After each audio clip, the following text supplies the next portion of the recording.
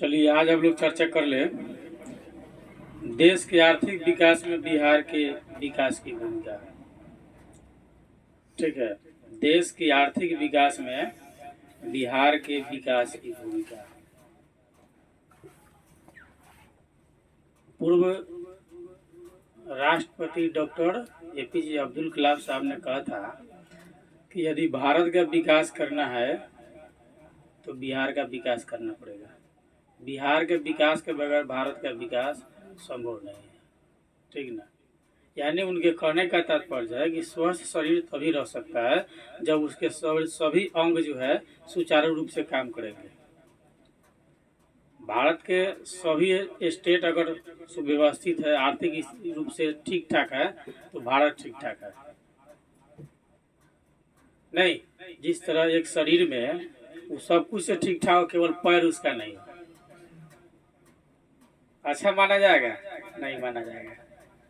इसलिए भारत के विकास के लिए बिहार के विकास आवश्यक है। बिहार के विकास के बगैर भारत का विकास संभव नहीं है। भारत पूर्व काल से समृद्ध रहा, धीरे धीरे बढ़ते बढ़ते बढ़ते जो है अंतिम बार बटा 15 नवंबर 2000 को झारखंड अलग हो गया।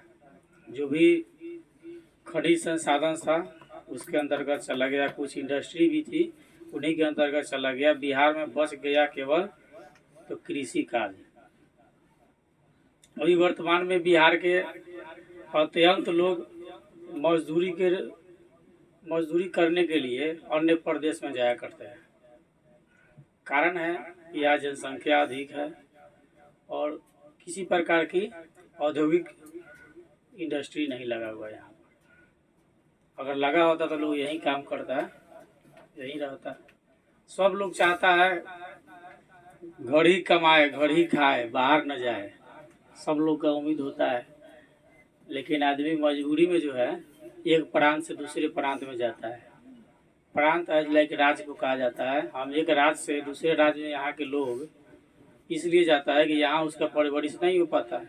अगर यहाँ इंडस्ट्री होता, फैक्ट्री होता, विभिन्न क्षेत्र मतलब विभिन्न प्रकार से लोगों को सुविधा मिलती तो लोग यहाँ से बाहर नहीं जाता। पिछला दिन हम लोग चर्चा किए थे बिहार के पिछड़ेपन को दूर करने का क्या उपाय है, कौन कौन सी क्रिया करेंगे कि बिहार का पिछड़ेपन दूर हो सकता है।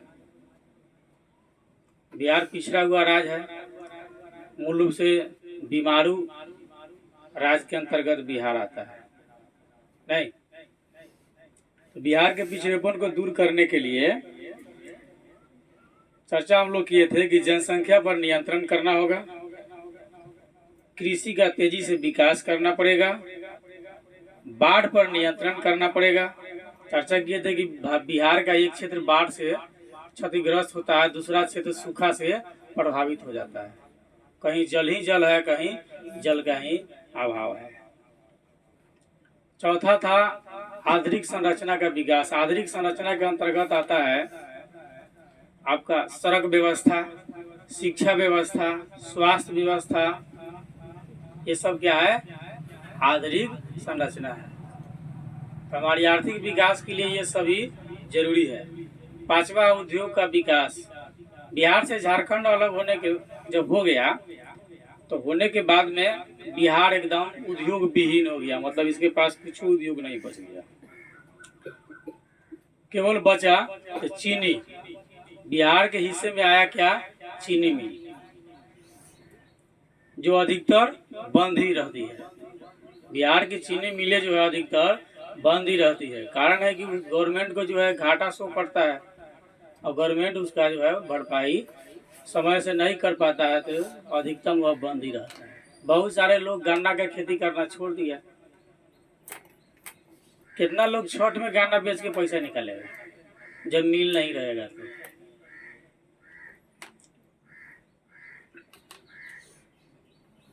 बिहार के विकास के लिए विदेश से पूंजी लाने की जरूरत है, यहाँ पर फैक्ट्री लगाने की जरूरत है, तब बिहार आगे बढ़ेगा।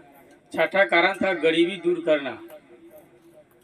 यहाँ जितना लोग आता है सब लोग कहता है गरीबी बढ़ाओ, नहीं कहता है जो इलेक्शन के जब टाइम आएगा तो बोलेगा हम गरीबी मिटा देंगे।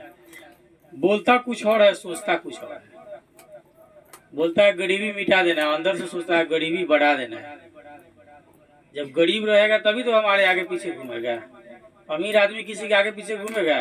नहीं घूमेगा। उसको कौन मतलब है? कोई मतलब नहीं। वो बात को समझता है कि नेता सब आता है और सब उसके पक्ष विपक्ष में बात करता है, कोई उसके विपक्ष में, कोई उसके विपक्ष में बात करता है।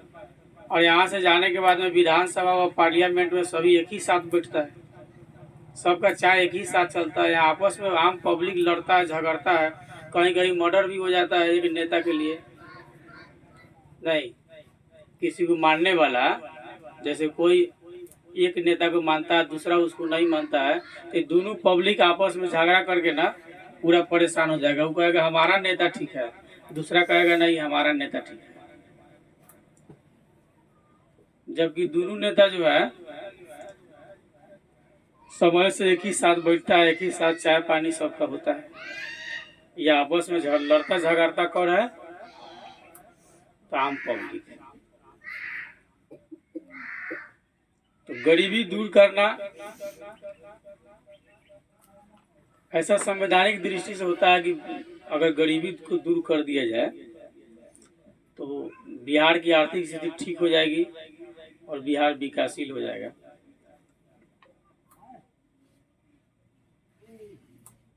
बिहार के लगभग 42% से अधिक लोग गरीबी रेखा के नीचे जीवन बसर करते हैं, ठीक है ना, जिसको आप बीपीएल कहते हैं। बीपीएल जो है लगभग 42% से अधिक लोग यहाँ जीवन बसर करते हैं बीपीएल के अंतर्गत, यानी कि 42% से भी अधिक। यहाँ रोजगार की उत्तम व्यवस्था नहीं है।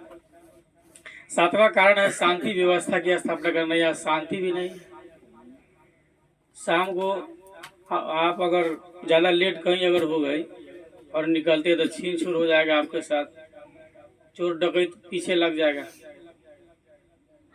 पहले हीरो होंडा लेके लगता था, अब अपाची लेके लग जाता है, लेकिन लग जाएगा। तो शांति व्यवस्था भी नहीं है। और 8वां है स्वच्छ तथा ईमानदार प्रशासन। अगर राज्य के सभी प्रशासन जो है ईमानदार हो जाए, घूस नहीं ले, तो सुधार हो सकता है। लेकिन यहाँ प्रत्येक टेबल पर आप जाइए, लगभग 90% टेबल पर डोनेशन लिया जाता है, ठीक है। लगभग 90% टेबल पर आपसे डोनेशन लिया जाएगा। बिना डोनेशन के आपका काम नहीं हो सकता।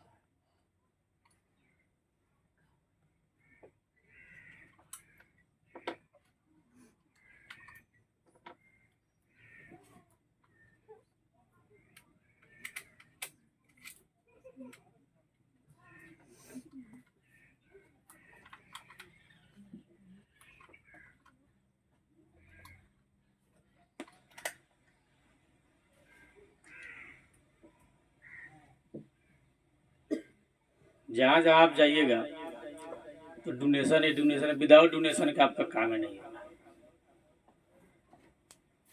तो एक ये समस्या है। कई सारी समस्या जिस पर अगर ध्यान दिया जाए तो बिहार सुधर सकता है। और ये समस्या इतना आसान नहीं है जिसको इतना आसानी से सुधारा जा सकता है। प्रशासन के विरुद्ध में आप थोड़ा बोल दीजिए, तो 2 मिनट में आपके विरुद्ध में एगो FIR तैयार कर देगा और आप पूरा जिंदगी भर उस जेल में सड़ते रह जाइएगा, आपसे कुछ नहीं होगा। तो उसको स्वच्छ होना इतना आसान नहीं है। इसलिए इस सब पर अगर दृष्टि डालते हैं, एक निष्कर्ष निकलता है कि बिहार की आर्थिक स्थिति को सुधारना इतना आसान नहीं है जितना आसानी से हम लोग स्टडी कर लेते हैं। थियोरिकल जो हम लोग कर रहे हैं, प्रैक्टिकल करना बहुत समस्या वाली बात है। यहाँ ज़्यादा आप ईमानदार बनिएगा तो सबसे पहले सारा बेईमान मिल करके आप ही को अंदर धकेल देगा। विकास करते रहिए।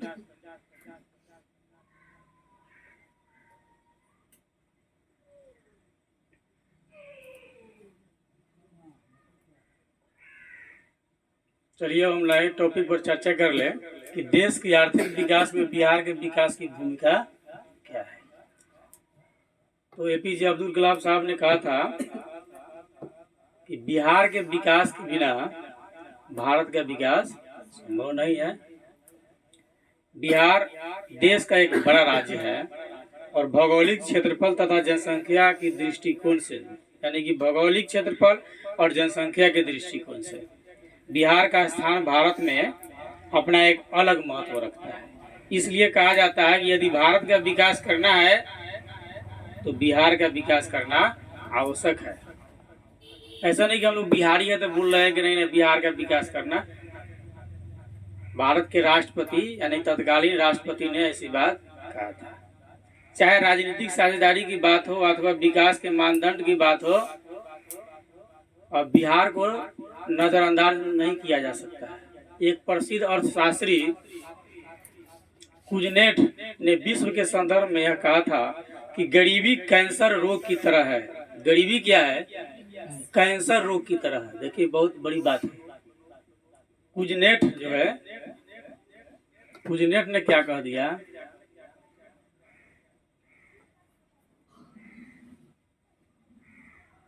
कुजनेट ने क्या कहा था कि गरीबी कैंसर रोग की तरह है।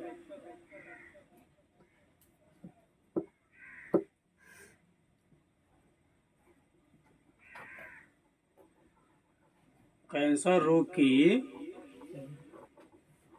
तरह है। कौन कहा था? कुजनेट। ठीक है, क्या नाम है इनका? कुजनेट। ये क्या थे? अर्थशास्त्री थे।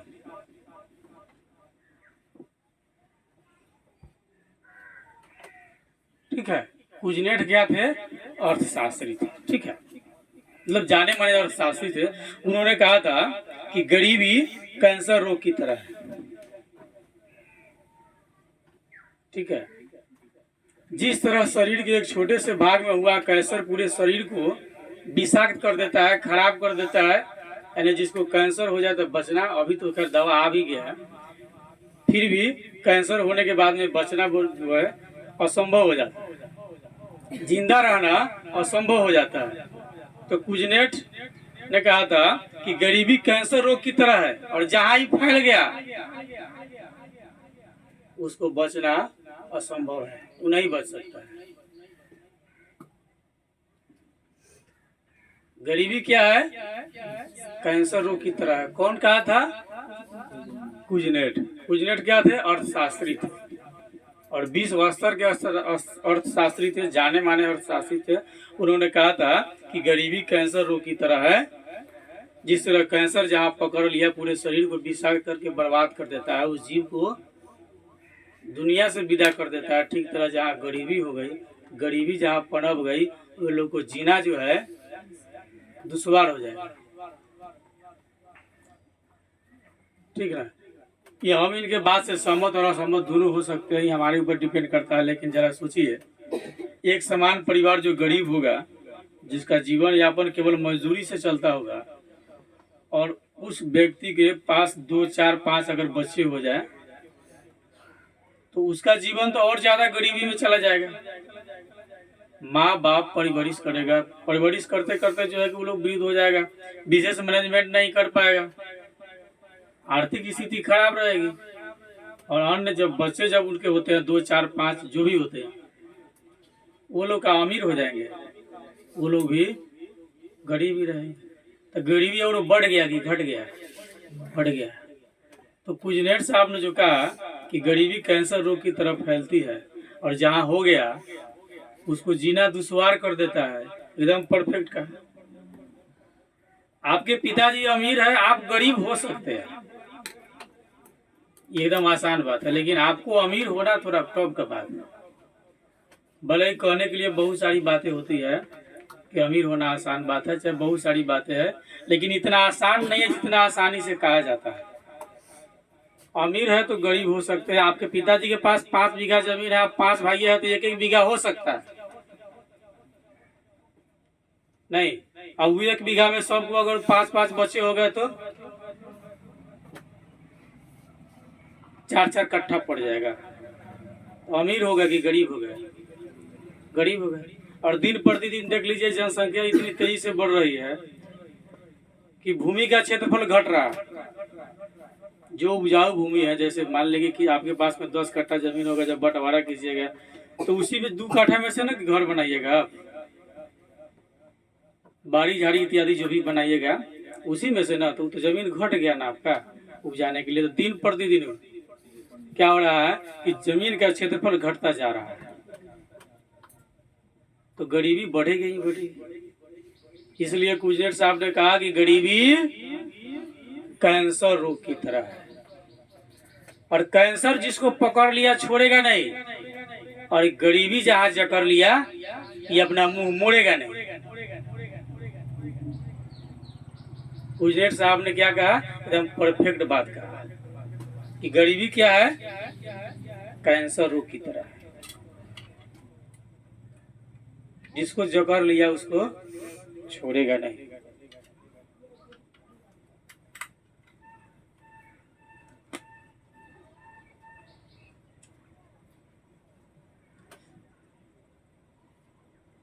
ठीक उसी तरह किसी एक भाग को गरीबी पूरे विश्व की संपन्नता के लिए घातक हो सकता है। अगर बिहार केवल खाली गरीब रह गया, अब भारत के अन्य राज्य 27 राज्य पूरा अमीर हो जाए, अब बिहार रह जाए गरीब, तो क्या भारत विकसित कहलाएगा?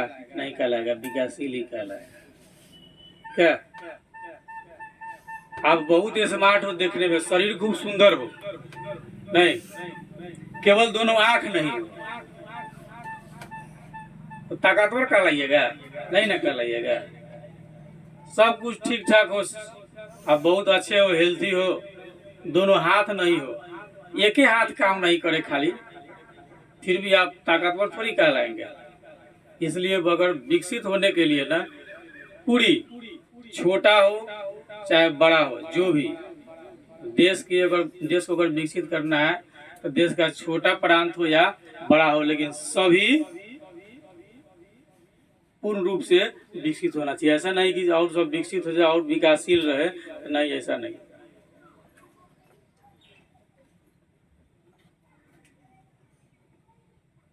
हम लोग जो चर्चा कर रहे हैं बिहार के पिछड़ेपन और गरीबी पर, बिहार के पिछड़ेपन और गरीबी पर चर्चा कर रहे हैं हम लोग। भारतवर्ष के विकास और समृद्धि की कल्पना हम लोग कर रहे हैं। अगर इस सभी समस्या जो हम लोग पूर्व काल में चर्चा करके आए हैं, अगर सभी समस्या की सुधार नहीं हो सकती है तो फिर भारत पूर्ण रूप से विकसित नहीं हो सकता है। सभी लोग आते हैं कहते हैं गरीबी भगाओ, नहीं, लेकिन हमको समझ में आता है, सब कहता है गरीबों को भगाओ, अमीरों को अपनाओ। हालांकि सत्ता समाज के मध्यम वर्ग से ही चलता है, गरीब को कौन पूछता है? गरीब को कोई पूछता नहीं है, और गरीब नहीं रहेगा तो कोई जिंदा नहीं रहेगा। बड़ी बड़ी इंडस्ट्री किसके सहारे चलता है? वही गरीब मजदूर उसमें वर्किंग करता है। बड़े बड़े बिल्डिंग, आज देश का पार्लियामेंट बन करके तैयार हुआ, उसमें बहुत सारे मजदूर काम किए होंगे तब बन करके तैयार हुआ। किसी बड़े नेता में दम है? दिन भर जो है कि मसाला ढोएगा और दिन भर सीमेंट मिलाएगा, है ताकत उसके अंदर? नहीं। वो आएगा माइक पकड़ के ना, 2 घंटा खूब स्पीच देगा, या करेंगे वहाँ करेंगे, दिस डेट सब कर देगा। इलेक्शन खत्म, सारी बात खत्म। इलेक्शन से पहले बाबू चाचा भैया बहनी सब याद रहेगा। जीतने के बाद जब उसके दरवाजे पर जाइए, नेताजी प्रणाम, कौन कहाँ घर है कुछ बताइएगा, अच्छा अच्छा। लेकिन इलेक्शन से पहले बिना पहचाने का, भाई जी आपको एकदम पहचानते हैं। सभी नेता का समान गुण होता है, उसी में कुछ अच्छा होता है, कुछ बुरा होता है। कुछ अच्छे होते हैं तो देश का विकास हो जाता है, कुछ बुरे होते हैं तो वो अपना विकास कर लेते हैं। कुछ अपने लिए जीते हैं, कुछ लोग समाज के लिए जीते हैं।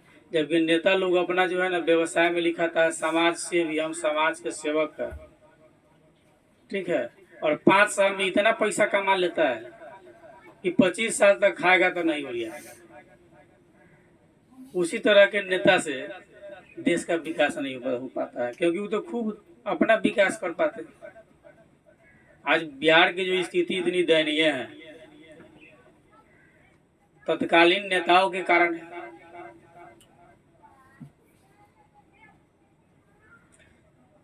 बिहार देश का एक ऐसा राज्य है जहाँ अत्यधिक उर्वरक भूमि है।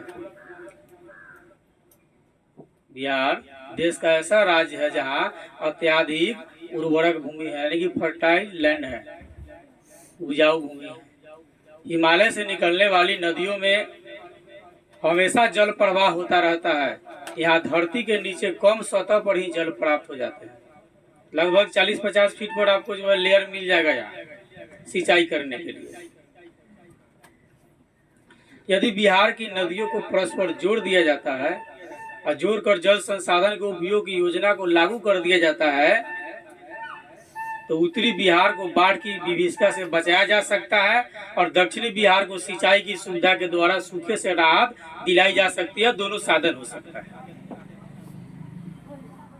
पिछले दिन हम लोग जो चर्चा किए थे कि बिहार का उत्तरी हिस्सा क्या होता है, बाढ़ से क्षतिग्रस्त हो जाता है और दक्षिणी हिस्सा सूखाग्रस्त हो जाता है, वहां पानी नहीं पहुंचता। और हिमालय से निकलने वाली नदियां उत्तर से दक्षिण की तरफ बहती है। तो यदि उन नदियों को पूर्ण रूप से साफ कर दिया जाए, जहाँ नदी की धारा प्रवाह रुक गया है, किसी कारण से अवरुद्ध हो गया है, उसको साफ कर दिया जाता है, या जहाँ नहीं है वहाँ बना दिया जाता है, तो फिर बिहार के उत्तरी क्षेत्र का जो बाढ़ जो आता है, जिससे फसल नुकसान हो जाता है, तो सारा पानी क्या हो जाएगा, नदी में चला जाएगा। नदी से बह करके कहाँ जाएगा, दक्षिण की तरफ जाएगा। तो इधर के लोग जो बिहार के जो उत्तरी क्षेत्र के जो लोग हैं, वो लोग बाढ़ से भी क्षतिग्रस्त नहीं होंगे, यानी कि बाढ़ से उनका फसल नहीं नुकसान होगा। बाढ़ आता है तो फसल नहीं, जान माल इत्यादि बहुत सारी की नुकसान होती है, घर द्वार सब दह जाएगा, माल मवेशी सब चला जाएगा।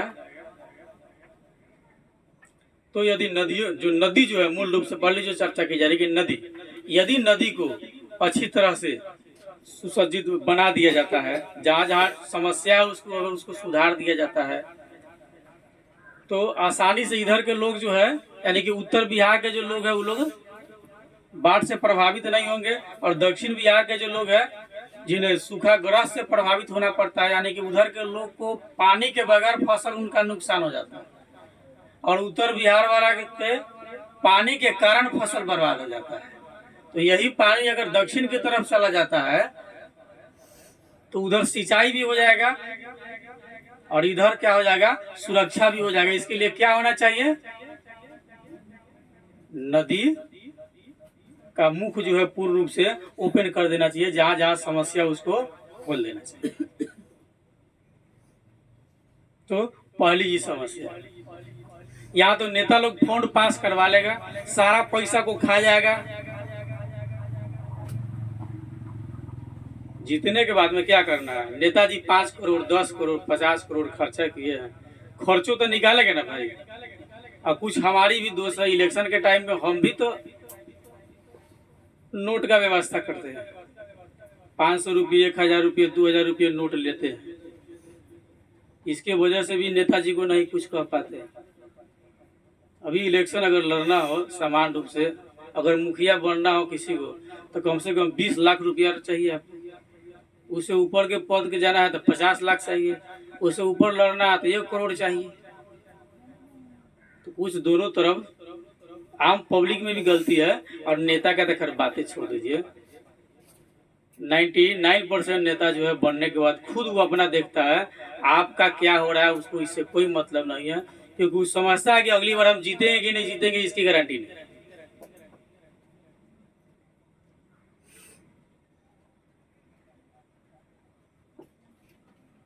तो बिहार की भूमि अत्यधिक उर्वरक है और हिमालय से निकलने वाले नदियों में हमेशा जल प्रवाह होता रहता है। यहाँ धरती के नीचे कम सतह पर ही जल प्राप्त है। सिंचाई के लिए हम अल्प मात्रा में अगर बोरिंग करते हैं तो हम जल निकाल सकते हैं सिंचाई के लिए। पहली समस्या ये बात हो गया। दूसरी बात है कि यहाँ जो है हिमालय से निकलने वाले जो नदियाँ उससे हमेशा जल बहता रहता है, यानी कि प्रवाहित होता रहता है। अगर बिहार की नदियों को परस्पर जोड़ दिया जाता है, एक नदी को दूसरे नदी से जहां जहां समस्या उसको साफ सुथरा कर दिया जाता है, तो जल संसाधन का उपयोग को सही से उपयोग करके बिहार के दोनों क्षेत्र को बचाया जा सकता है, उत्तरी क्षेत्र को भी और दक्षिणी क्षेत्र को भी। दोनों क्षेत्र में जो नुकसान होता है उसको आसानी से बचाया जा सकता है। बिहार में दक्ष मानव संसाधन की कमी नहीं है। यहाँ पर लोग जो है मेहनत की जब बात करते हैं तो बिहार सबसे मेहनत में आगे है। इतना मेहनत अन्य स्टेट के लोग नहीं कर सकता है। यहाँ दक्ष लोग पर्याप्त मात्रा में पाए जाते हैं। कहा कि न केवल वर्तमान के प्रौद्योगिकी क्षेत्र में बिहार की भागीदारी अधिक है, बल्कि यहाँ के कम पढ़े लिखे मजदूर भी दूसरे राज्य में जाकर वहाँ के विकास को भली भूति जो है आगे बढ़ा रहा है। कम पढ़े लिखे लोग है, वो लोग पढ़े लिखे हैं तो बहुत सारे बिहार के पढ़े लिखे लोग जो है अमेरिका में डॉक्टर है, इंजीनियर है, वैज्ञानिक है। और कम पढ़े लिखे लोग जो है वो लोग भी विभिन्न प्रकार के फैक्ट्री में जा करके उसका विकास कर रहा है। अभी सबसे ज्यादा लूटता है ठेकेदार। कंपनी से उसको वेतन मिलेगा 20,000 के तनख्वाह, देहात से मजदूर उठा करके ले जाएगा 10,000 12,000 के महीना को, जिसको आप ठेकेदार समझते हैं। कंपनी से अगर 20,000 मिलता है 10-12,000 पर आपको ले जाता है, उसको सीधे बिना कुछ किए हुए ना 8,000 का महीना बच गया। आदमी पीछे अगर 20 वो ले गया तो 8 दूना 16 जोड़ लीजिए, 1,60,000 उसको ऐसे बैठे के मिलेगा। उस तरह के लोग का विकास तेजी से हो रहा है। यानी कि उस तरह के लोग को हम गलत नहीं कह सकते हैं। नहीं सोचते हैं बहुत बड़ा आदमी है, लेकिन सब चोर है।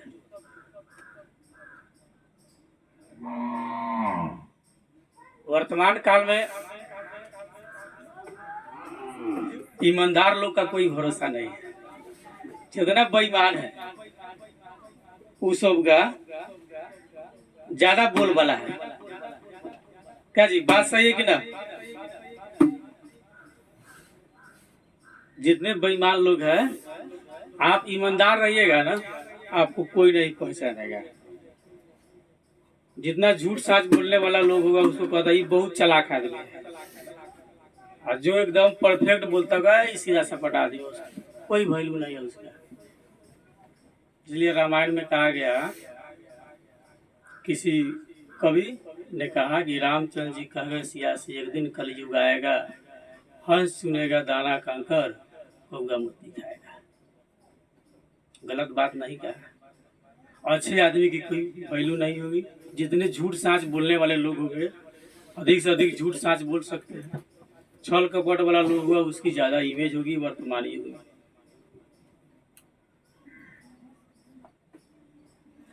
तो बिहार के कम पढ़े लिखे लोग भी अन्य क्षेत्र में जा करके औद्योगिक क्षेत्र में अपना हाथ बटा रहे हैं, उसका विकास कर रहे हैं। बताएं कैसे विकास कर रहे हैं। 20,000 तनख्वाह, लेकिन उसको मिलता है 10 से 12,000। और बिहार के लोग मजबूरी है, करे से करे क्या, उसी पर अपना काम करता है। अब बहुत सारे चोर जो है मेहनत इसका खा रहा है। देश के आर्थिक विकास के प्रत्येक क्षेत्र में बिहारियों का योगदान बहुत महत्वपूर्ण है।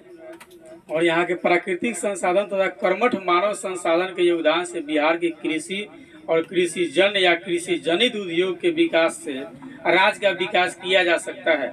कृषि जनित उद्योग समझ लीजिए क्या होता है।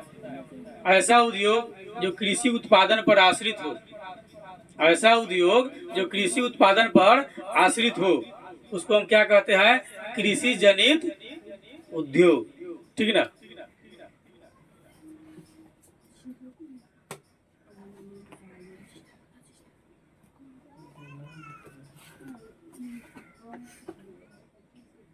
ठीक है, कृषि जनित उद्योग, ऐसा उद्योग जो कृषि उत्पादन पर ही आश्रित हो, वह क्या होगा?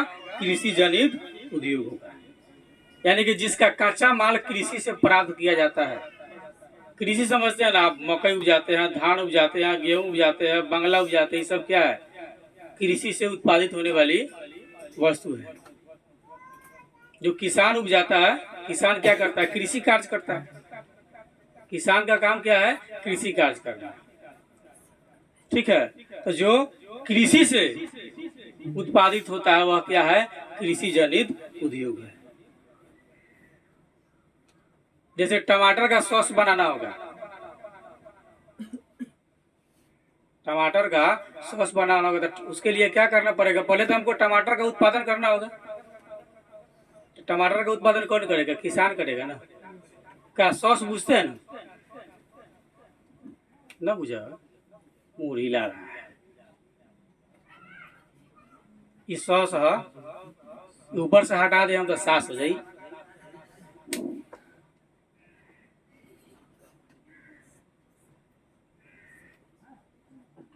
हमने एकरा के अपना भाषा में कहली चटनी। बिहार के फेमस है लिट्टी चोखा ना, सब राज्य के अपना अलग अलग है। ये सॉस माने चटनी होता है, ठीक है ना। इसको आप गलती से पढ़ लीजिएगा सास, और सास माने चटनी। आपकी दादी सुनेगी तो वही पर लाठी लेके दौड़ेगी। बताओ तो ये बूढ़ पुरानी आदमी की आप माने नहीं कर रहा है, कह रहा है सास माने चटनी कह रहा है। इसलिए पढ़िएगा शुद्ध से, सॉस माने चटनी होता है। तो चटनी जो है क्या है, कृषि उत्पादित है। जैसे अपने यहाँ बहुत सारा आता बिकने ना, सॉस का डब्बा होता है, चटनी अचार ये सब होता है ना, जो बिकने आता है कहाँ से उत्पादित होता है, कृषि से होता है, ठीक है ना। तो जो कृषि से उत्पादित होता है वह क्या हो गया, कृषि जनित उद्योग। तो बिहार में तो कुछ है नहीं। अगर बिहार के विकास करना हो तो सबसे ज्यादा हमको इसी पर ध्यान देना पड़ेगा। किस पर, कृषि जनित उद्योग। क्योंकि जो आपके पास है उसी से ना विकास कीजिएगा, जो आपके पास नहीं है उसे कहाँ से कर पाइएगा। इसलिए जो प्राप्त है वही पर्याप्त है, उसी से आगे बढ़िए। किसी के पास पत्थर है तो पत्थर बेचकर अमीर बनेगा, किसी के पास में बालू होगा तो बालू बेचेगा, किसी के पास में मिट्टी होगा तो वह मिट्टी बेच करके अमीर होगा। और बिहार के पास में केवल कृषि क्षेत्र है, तो कृषि से ही बिहार आगे बढ़ेगा।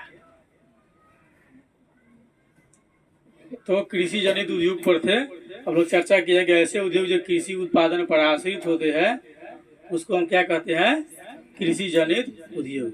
या जिसके उत्पादन में कृषि क्षेत्र से कच्चा माल आता है उसको हम कृषि जनित उद्योग कहते हैं। आम से अचार बनता है, आम के अचार कहाँ से होगा, उसको कौन पैदा करेगा, कृषक करेगा। आलू को काट करके छाना जाए उसको क्या बोलते हैं, चिप्स। चिप्स अगर चाहिए तो कैसे मिलेगा, आलू उत्पादन करना पड़ेगा जब ना चिप्स बनेगा। अपने यहाँ के बहुत सारा जो जैसे मक्का इत्यादि जो बिकता है वो सब अन्य देश में जाता है। बहुत सारा ये जो मार्केट में खरीदते हैं पॉलिथीन में बहुत होता है ना, बच्चा इत्यादि लोग खाता है, 5 रुपये 2 रुपये 10 रुपये, ये सब विदेशी कंपनी बना करके और हमारे आपके बीच में सप्लाई करता है। इतना सा दे देगा 5 रुपये इसकी कीमत है, केवल ऑक्सीजन भर के उसको फुला कर रखता है, फाड़िएगा तो कम निकलेगा उसमें। तो उसके लिए भी कृषि ही महत्वपूर्ण है। अगर कृषि नहीं होगा तो कहाँ से करेगा। तो बिहार के विकास के लिए हमको कृषि जनित उद्योग पर ज्यादा ध्यान देना पड़ेगा। हाल के वर्षों में बिहार के विकास में जो है गति आई है, यानी विकास थोड़ा तेजी से बढ़ा है। केंद्रीय सांख्यिकी संगठन ने बिहार का वर्तमान विकास दर 11.03% माना, जो देश में गुजरात 11.5% के बाद दूसरा पड़ा।